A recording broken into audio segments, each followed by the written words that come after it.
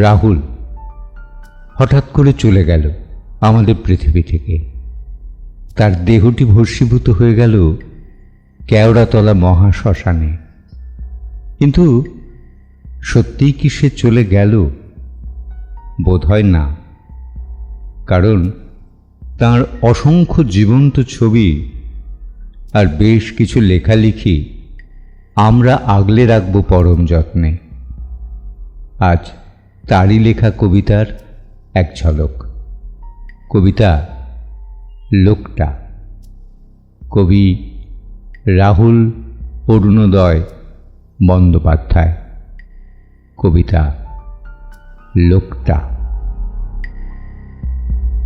ওই লোকটা আলোকে জন্মাতে দেখেছে, জোনাকি অধ্যত্তে হেসে উড়িয়ে দেয় তাই। সূর্যের যতটুকু ঘাম জমে আগ্নেয়গিরির অভিমানে, তাই দিয়ে গয়না বানিয়েছে প্রেমিকার। গেরস্তের যাবতীয় স্বস্তি চুক্তির কিস্তিগুলো ভাগিয়ে দিয়েছে পোষা ঝর্ণায়। ঝর্ণায় আবার নাম রেখেছে মিছিল, ঠিক যেভাবে নৌকার নাম রেখেছে বাঁশি। লোকটা নিজেও জানে সে অমর। লোকটা নিজেও জানে এই মুহূর্তেই মারা যাবে। কি কার কথা শোনে?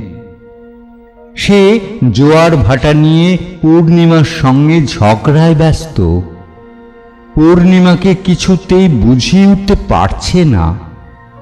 লোকটা সব পারে, শুধু মায়ের বাত বাড়লে বুদ্ধু হয়ে যায় বিলকুল।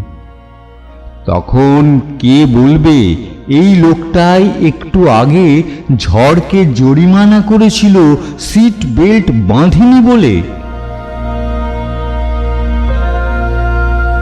শুনছিলাম কবিতা লোকটা। স্মরণ করলাম সেই 42 বছরের নব্য যুবক রাহুল অরুণোদয় বন্দ্যোপাধ্যায়। তার লেখা কবিতা লোকটা। কবিতা কণ্ঠে দেবাশিস নন্দী। নমস্কার।